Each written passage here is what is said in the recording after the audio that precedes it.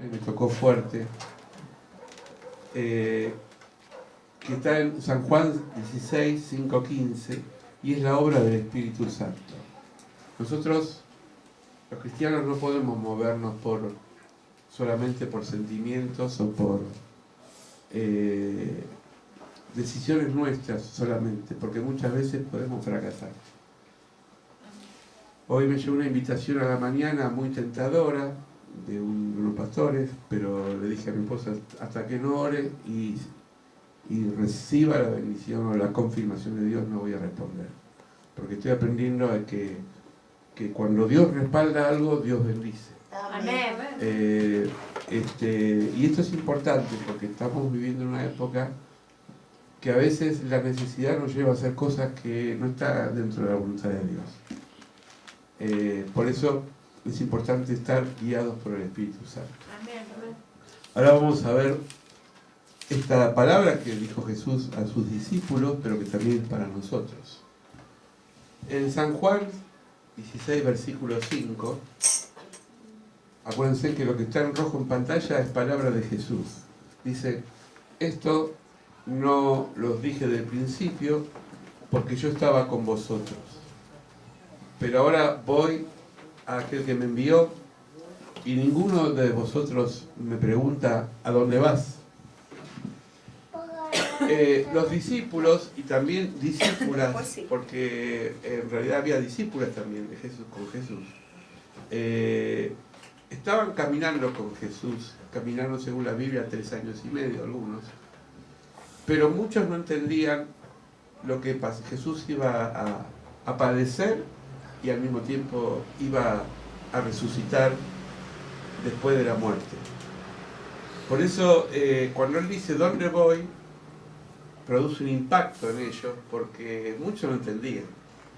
Y es verdad, a veces nosotros no entendemos el plan de Dios.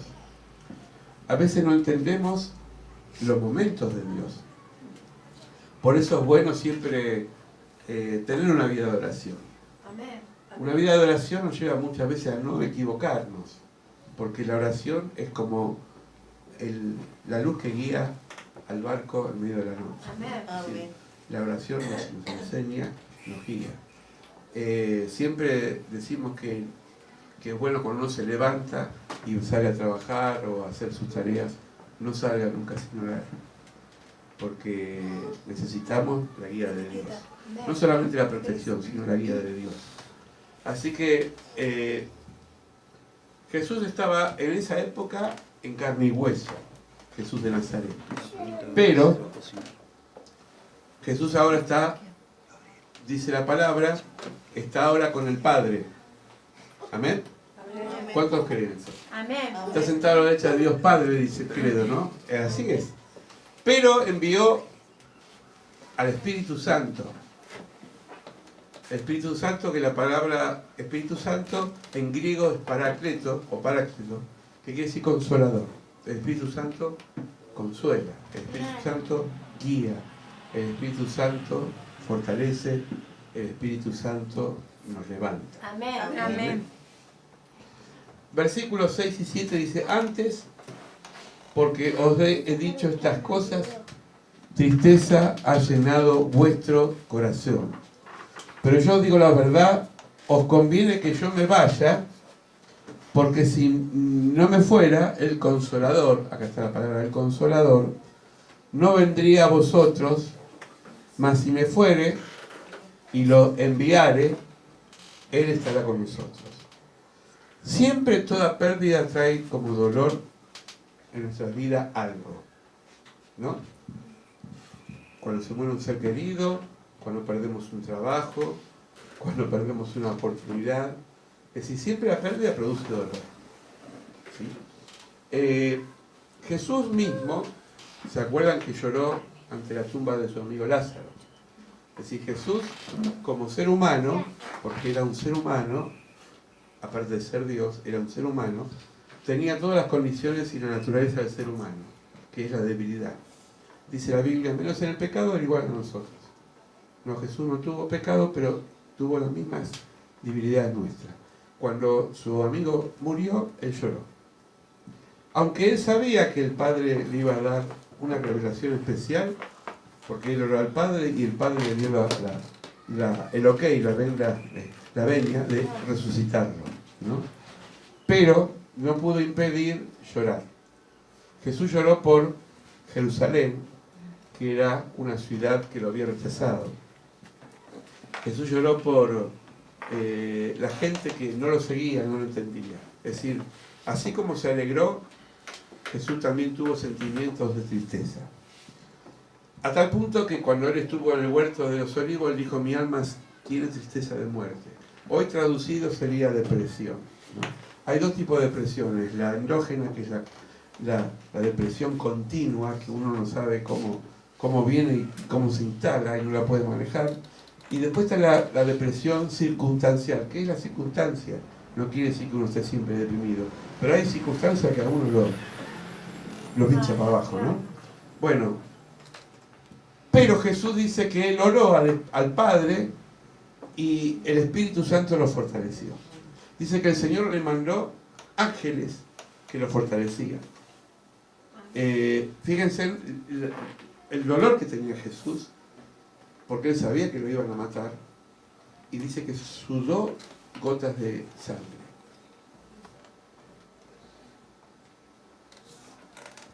Vamos a ver los beneficios. Yo puse 9, hay más seguramente, pero 9 beneficios del bautismo del Espíritu Santo o la llenura del Espíritu Santo. ¿Todos tienen el Espíritu Santo? Amén. Amén, claro, porque Amén. todos, si tenemos a Jesús tenemos el Espíritu Santo. Amén. Bien. Primero, el Espíritu Santo lo que hace es ordenar las cosas. Dice en Génesis 1 que al principio la tierra era un caos.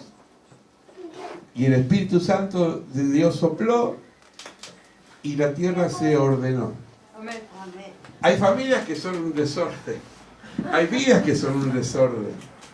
Hay personas que son un desorden. Bueno, el Espíritu Santo tiene el poder, si lo invocamos, de ordenar cosas. Primero acá. Porque uno puede ordenar la casa, pero si la mente está desordenada, la va a desordenar de vuelta, ¿no? Es decir, primero hay que ordenarse acá. Y el Espíritu Santo nos enseña, por ejemplo, a tener prioridades. ¿Qué son las prioridades? Aquellas cosas primeras que hay que hacer para tener una vida ordenada, ¿no? En la economía, en el trabajo, en el ocio, que también el ocio es bueno si lo usamos bien, que es el momento que uno descansa y hace otras cosas. En el descanso. La persona, por ejemplo, que trabaja mucho y no duerme, tiene una vida desordenada. Porque eso altera tarde o temprano el sistema nervioso. ¿Sí? Hay que dormir bien, hay que comer bien dentro de las posibilidades, hay que tratar de ordenarse la vida. A mí me gusta, y a veces lo hablamos mucho con mi esposa, me gusta poner pautas en momentos. Por ejemplo, hay momentos que yo lo dedico a esto y no me salgo de esto. ¿Por qué?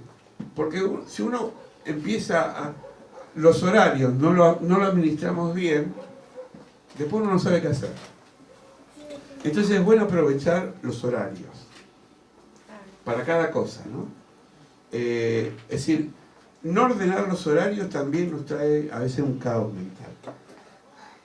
Por eso hay ciertas convivencias. Yo tuve una porque estuve en un seminario donde tenía casi un régimen militar, donde tenía que levantarme una hora, desayunar a otra hora, estudiar en otra hora, hacer diferentes tareas. Y eso me quedó como en la mente y me ayudó a organizar la vida. Pero la persona que dice, bueno, yo por mi trabajo, como trabajo por mi cuenta, me voy a levantar cuando quiero, me voy a dormir cuando quiero, termina haciendo cualquier cosa. Porque la vida necesita una disciplina. Y la disciplina muchas veces nos enseña a ser organizados. Amén. Disciplina en todas las cosas. No estoy hablando de pulcritud y orden externo, que es importante. Estoy hablando empezando por el orden de acá. ¿Sí? Muchas veces las personas que, por ejemplo, caen en adicciones, tienen una vida desordenada, porque la mente se desordena. Porque la adicción lleva a estar en una especie de enajenación. Entonces, hay personas que no saben ni el día que es. Cuando se levantan tienen que ver el almanaque y ver el día que es. Y anotar, tener un papelito si no tiene almanaque en un papel. Hoy tengo que hacer esto. Y tengo que cumplir esta meta. Y nunca dejar para otro momento. Porque la vida pasa y cuando te quedas cuenta ya pasó. Por eso le decimos siempre a los jóvenes, estudien cuando tienen que estudiar, porque después estudiar de grande es difícil. ¿Se entiende? Amén. Segundo, el Espíritu Santo nos eleva a una vida de alabanza y adoración. Esto a muchos les gusta, a mí también. Es lindo, y no solamente cantar en la iglesia, es lindo tener una vida de adoración.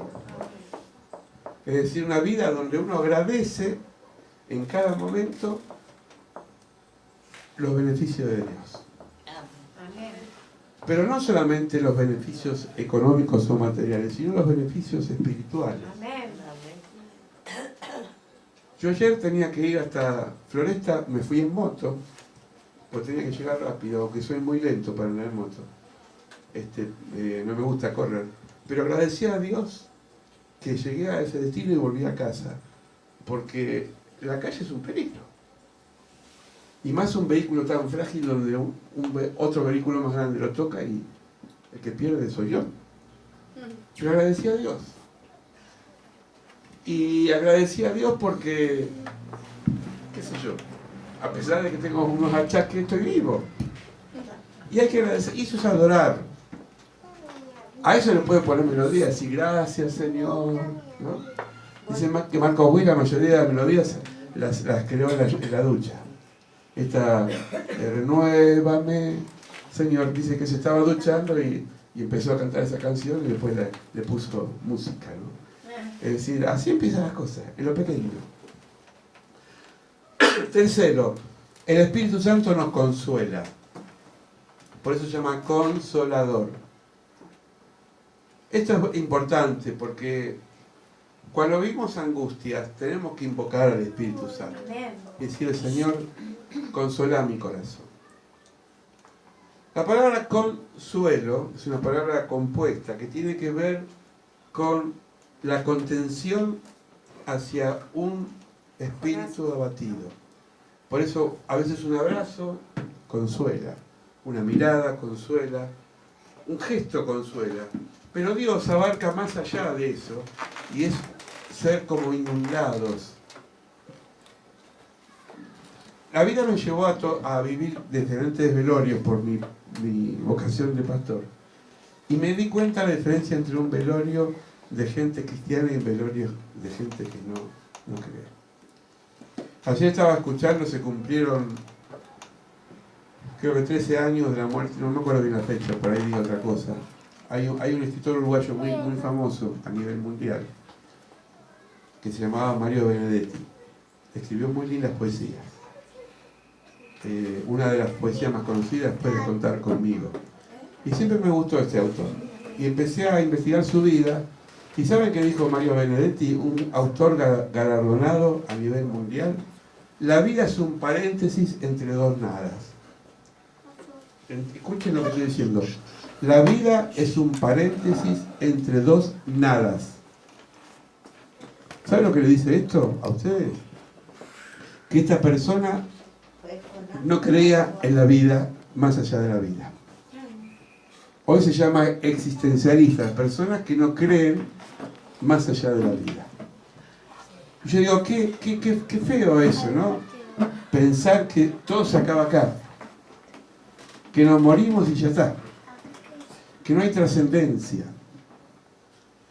Y hay mucha gente muy sabia, muy culta, muy preparada, pero sin embargo vive en un vacío por dentro, que no lo puede llenar nada si no es Dios. Amén. Por eso muchas veces en países del primer mundo hay más índice de suicidio que en los países del tercer mundo. Porque hay gente que tiene dinero, tiene bienestar, pero están vacíos. Es feo eso, ¿no? Y por ahí alguien se arregla con pan duro, pan de ayer, con un pan cocido y es feliz. Y lo pone dentro del mate cocido y ya se Ya está. Amén. Cuarto, reemplaza la inducción por la convicción. Esto es importante. No podemos inducir a nadie a creer, porque el Espíritu Santo no induce, sino que convence. No forcemos a nadie a creer, porque no va a creer por nuestra ilusión. ¿Vieron que hay algunos que predican o hablan de Dios y te lo quieren meter hasta por la oreja? No funciona así. Uno tiene que hablar la palabra, pero la obra la hace el Espíritu Santo. Uno tiene que hablar del Señor, pero la obra la hace el Espíritu Santo. Lo que tenemos que hacer es orar cuando hablamos a alguien la palabra. Pero eso ya no es nuestra responsabilidad, sino del Espíritu Santo y de la persona que reciba esa palabra. Entonces, el Espíritu Santo convence de pecado. Convence de pecado. Hace poco les comentaba acá a un pastor amigo nuestro que una hija tuvo un accidente con un auto, se le dio vuelta al auto, ella y el novio, ella estaba apartada del camino del Señor y sin embargo a través de ese hecho traumático que casi lo lleva a la muerte, se reconcilió con el Señor. El Señor la convenció, la acorraló en una situación extrema. Hace poco también me enteré de una persona que Dios la llevó al estado de enfermedad, casi de muerte, y ahí es cuando realmente empezó a buscar a Dios y Dios hizo la obra. ¿Por qué? Porque el que convence es el Espíritu Santo. Pero nunca creamos que nos va a convencer solamente cuando estamos todo bien. A veces nos convence en los momentos críticos de nuestra vida. Quinto, el Espíritu Santo nos hace testigos. ¿Cuánto hace que no le hablamos a alguien de Cristo? No responda. Hay que hablar. Bueno, pero qué sé yo. A veces podemos compartir, a veces con nuestra presencia. Ser testigos de decir, bueno, yo doy fe que Dios a mí me cambió, qué sé yo. No hace falta que sepamos toda la Biblia. Pero nos hace testigos. El otro día estaba en una reunión de políticos que no tiene nada que ver con la fe. Pero yo me invitan, voy, si puedo me echar algo, me echo. Y hablé de un político de la Biblia que fue José. José, el hijo de Jacob. ¿Se acuerdan la vida de José, no? José fue la segunda mano del faraón. Es decir, una persona que Dios lo puso en un cargo importante. Y yo decía, ¿qué diferencia entre un político con fe que cree en Dios y una persona que no tiene principios? Y me codé a alguien y dice, ya tuviste que salir para la Biblia. Y digo, pero me vino con eso. Porque tenemos que orar por nuestras personas que nos gobiernan, que tengan una experiencia, que sepan que la visión pasa por ser como transversados por esa visión de Dios. Dios atraviesa todos los estatus. La fe, la ciencia, la política, la docencia. Amén. Sexto, coloca a Jesús como el Señor. Jesús es el Señor. El Espíritu Santo no nos habla de ningún pastor, no nos habla de ninguna cantante, nos habla de Jesús. Nos habla de Jesús. Toda adoración que hace el Espíritu Santo, perdón, todo cambio que hace el Espíritu en nuestro corazón nos lleva muchas veces a proclamar que Jesús es el Señor. Amén. Preguntaba el otro día a alguien y me gustó la respuesta. ¿Vos sos evangélico católico? Y dijo, no, yo soy seguidor de Jesús. Amén. Porque los títulos muchas veces limitan. Uno sigue al Señor. Poneme en la iglesia que quiera, pero uno sigue al Señor. Porque uno abraza el ideal, abraza la visión de Jesucristo. Amén. Séptimo, nos lleva al cuerpo de Cristo. No hay Cristo sin iglesia, no se da. No existe el cristianismo individual. La iglesia es el cuerpo y Cristo es la cabeza. Amén. Amén. La iglesia es el cuerpo y Cristo es la cabeza. No yo, la iglesia. Yo soy parte de la iglesia, Cristo es la cabeza. Amén. ¿Amén? Amén. Entonces, no existe cristiano sin iglesia y no existe iglesia sin Cristo. Si no sería una asamblea secular, pero no una iglesia. Porque acá, ¿qué nos une a nosotros? El Señor. Amén. Por ejemplo, en un club deportivo, voy a hablar de un club argentino, puede ser Boca, River, Racing, hay uno de Racing acá, si quieren. Uno lo puede reunir, ¿qué cosa? El club, ¿no? Si hay un grupo de fans de un cantante, se reunirán. Es decir, esos son el común denominador. Una fábrica, un trabajo, ¿qué los une? La necesidad de trabajar. Las amistades, ¿qué los unen? La afinidad natural que sale entre dos amigos. Amén. ¿No? Sí, o de cada uno. Pero Jesús es algo diferente porque congrega más allá de una posición personal, es la unidad en el Espíritu Santo. Amén. Entonces, séptimo, nos lleva a vivir el cuerpo de Cristo. Dice la carta a los hebreos, no dejen de congregarse, porque es bueno para uno. 8. El Espíritu Santo nos transforma a la imagen de Jesús. La imagen de Jesús es ser como Jesús. Ser como Jesús. A veces, ¿cómo somos como Jesús?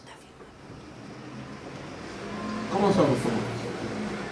Y hay que saber bueno, perdonar. Claro, comprender, perdonar. apoyar que Es decir, allí es lo primero. El manual, Claro, el eso es lo manual, que abre. el manual que nos enseña de Jesús es el Evangelio. Si el Evangelio dice que hay que bendecir a los que nos maldicen, Amén. hay que bendecir. Amén. Amén. Si el Evangelio nos dice que tenemos que orar por los que persiguen, hay que orar. Amén. Si el Evangelio nos dice que tenemos que compartir, tenemos que compartir. Es decir, ser como Jesús es vivir como Jesús vivió en la tierra. Fue misericordioso, fue una persona que no tuvo prejuicios, que no jugó por la apariencia, sino que estuvo con las personas necesitadas. Amén. Amén. Y por último, 9, el Espíritu Santo sana nuestra sensibilidad. Acá entra en un terreno muy, muy sutil. Sana nuestra sensibilidad. Una persona hipersensible es una persona que por cualquier cosa se pone mal, ¿no? Por ahí está uno la mira y ya piensa que, ¿no? Todos somos hipersensibles, ¿no? ¿Por qué me miró mal? ¿Por qué habló mal de mí? ¿No? Somos hipersensibles. El Espíritu Santo saca callos en nuestra alma. ¿Qué es un callo? Cuando uno agarra una pala, voy a poner un ejemplo que se entienda. Lo primero que hace por la falta de experiencia es salir una ampolla. Porque la ampolla hace que la presión del mango, la muñeca, la transpiración, empiece a deformarse el tejido y se vaya formando agua. Pero después de que salga mal esa ampolla y que la reventemos y que nos duela, llega un momento que vamos a tener callos, ¿no? Yo tengo callos en los dedos de tanto tocar la guitarra, ¿no? Se van endureciendo los tejidos, ¿sí? ¿Qué es el callo del alma? Es la persona que está fortalecida en Dios y que más allá de cualquier susceptibilidad no le afecta. ¿Se entiende? Entonces, el Espíritu Santo te saca callos, te fortalece, para que en una palabra te resbale los daños que te puedan decir los demás. Porque vos tenés que decir, como Pablo, todo lo puedo en Cristo que me fortalece. ¿Lo decimos juntos? Todo lo puedo en Cristo que me fortalece. Ese es el callo, ese es el escudo, esa es la defensa que tenemos que adquirir para que las cosas no nos afecten. Amén. Amén.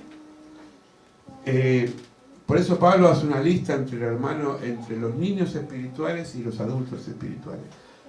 Y acá no habla de niños como ellos. Hay gente de 80 años que son niños, porque todavía no han crecido y hay chicos de 20 años que ya crecieron espiritualmente. ¿Y qué hace que en nuestra vida uno pueda crecer? Y muchas veces cuando nos agarramos de la palabra de Dios y contra viento y marea, nuestro ser nos tocado. Por eso yo siempre digo que el dolor madura. Amén. El dolor madura. Sigamos. Versículo 8. Cuando Él venga, si el Espíritu Santo, convencerá al mundo de pecado, de justicia y de juicio. Cuando venga el Espíritu Santo, que ya vino, convencerá al mundo, no habla de creyente, entiendan, al mundo de pecado, de justicia y de juicio. Pecado, ¿qué quiere decir pecado? La persona que está errada en el camino, que no está haciendo la voluntad de Dios. Eso es pecado. Si yo, por ejemplo, no hago nada malo, indebido, pero no estoy dentro del plan de Dios, también estoy pecando. Amén. ¿Se entiende? Justicia viene con la verdad y la equidad. Una cosa es igualdad y otra cosa es equidad. Por ejemplo, ya que voy a hablar de lo que nosotros hacemos. Cuando nosotros recibimos mercadería, igualdad sería a darle a todos por igual el mismo producto. Pero la equidad es diferente, es dar a cada uno conforme a su necesidad. ¿Se entiende? Es muy diferente. No es repartir parejos, sino dar según las condiciones. Y esto está en la parábola de los talentos. Jesús dijo que a algunos le dio 5 talentos, a otros le dio 3 talentos y a otros le dio 1 talento, conforme a su capacidad. Entonces, nosotros tenemos que practicar no la igualdad, sino la equidad, que es conforme a la necesidad del otro. Amén. ¿Se entiende? Juicio. Esto hay que verlo en el tiempo presente y en el tiempo futuro. ¿Por qué en el tiempo presente? Porque en el tiempo presente somos juzgados por Dios muchas veces por situaciones que nos tocan vivir. A veces el juicio de Dios o lo que nosotros recibimos de parte de Dios tiene que ver por consecuencia de nuestros actos. Porque nuestros actos producen en nosotros un boomerang. Lo que uno siembra, uno cosecha. ¿No? Y futuro, porque si acá no te salvás, o acá te salvás, allá no te vas a salvar. Si Dios nos va a pedir cuenta a todos. Amén. Mateo 25 dice, cuando venga el Hijo del Hombre, va a separar a las cabras y a las ovejas. Y entonces le dirán a la gente, tuve hambre, me diste de comer, tuve de paso. Y alguien dirá, Señor, ¿cuándo te di de comer? Si yo nunca te vi. Cada cosa que le hacemos a alguien, me lo haces a mí.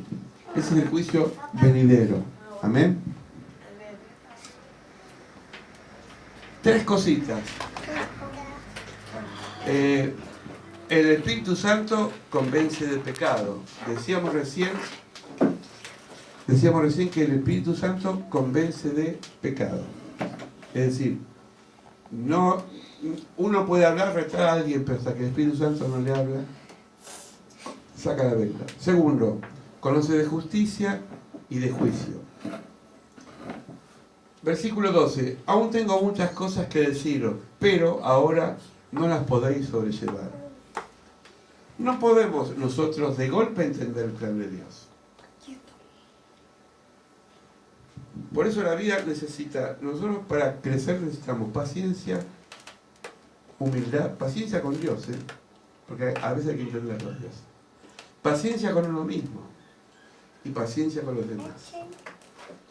Si en la vida secular el ser humano necesita tiempos, ellos van a la primaria, algunos a jardín, después irán a la secundaria si pueden, y los que pueden irán a la universidad. Pero un chico de 6 años no se le puede enseñar raíz cuadrada, no se le puede enseñar una ecuación, un teorema, porque no está capacitado. Hay procesos en la vida. Si la vida natural necesita eso, los procesos espirituales son iguales. Paciencia. Todo llega, pero hay que ser perseverante. Segundo, humildad. La humildad es la persona que reconoce sus limitaciones. que está muy unido con el punto 3. ¿Puedo hacer yo esto? ¿Estoy capacitado para hacer eso? Es reconocer las limitaciones.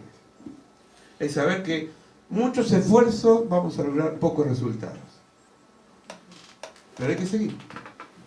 Amén. Nada es gratis excepto la salvación. Todo hay que ganarlo. Todo hay que ganarlo.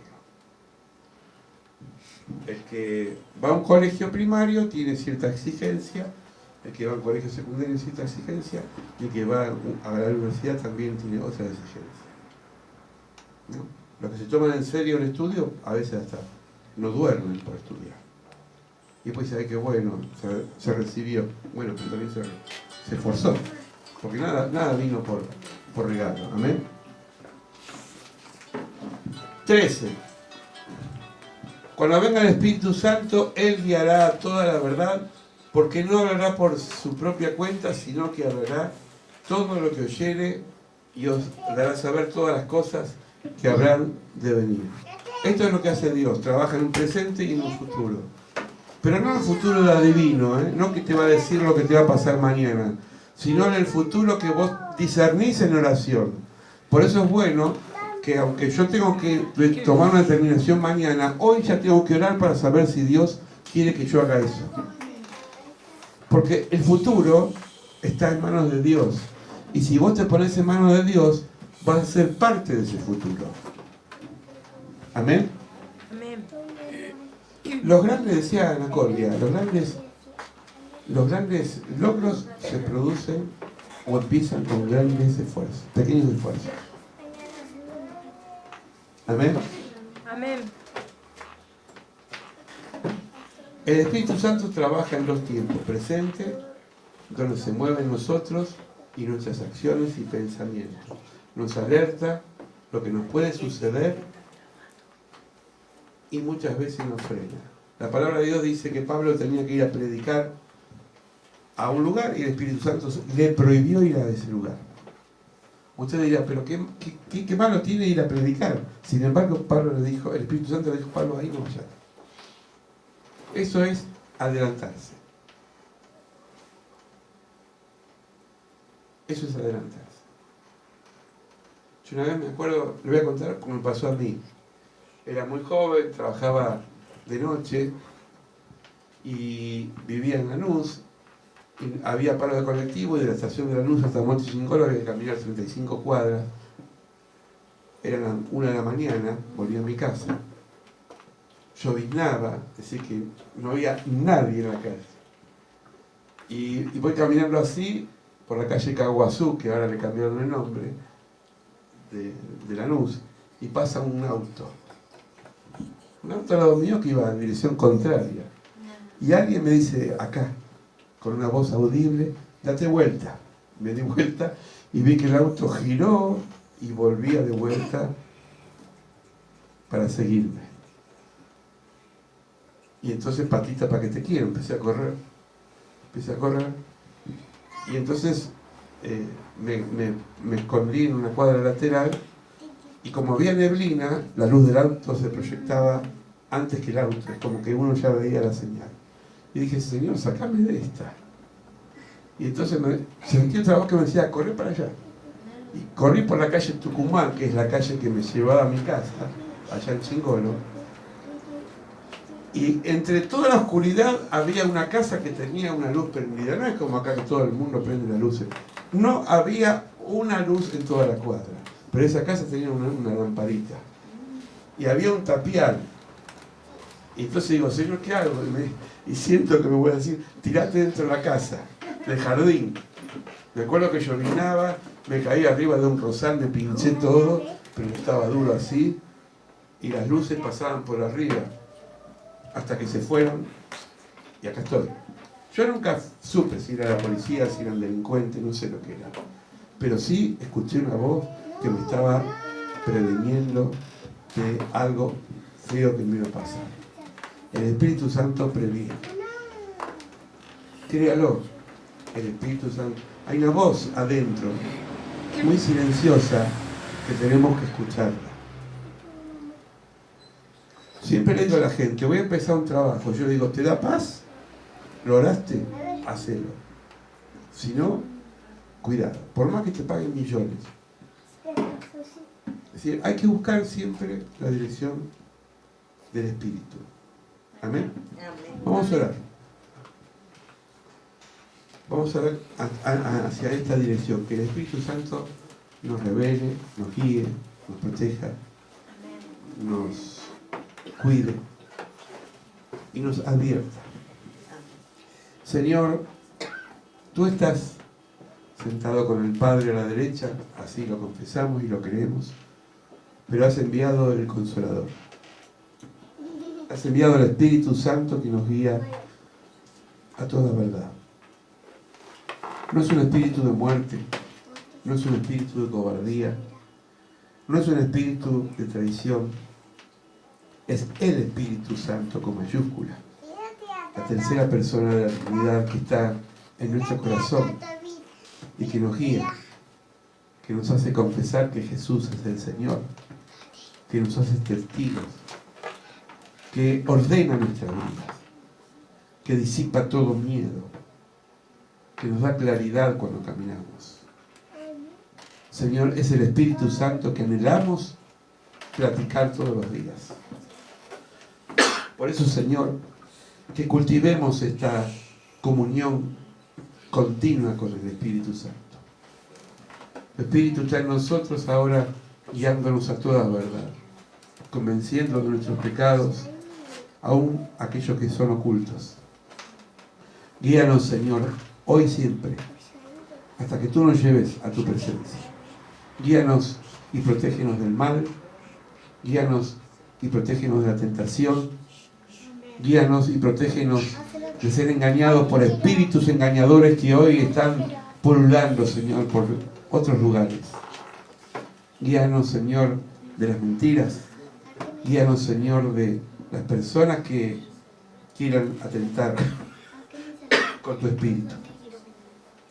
Señor, gracias por esto que está en el Evangelio. El Espíritu Santo es el hacedor de nuestras vidas. Te bendecimos, te honramos y oramos a ti para que sea hecha esta tu voluntad. Amén y amén. Y amén.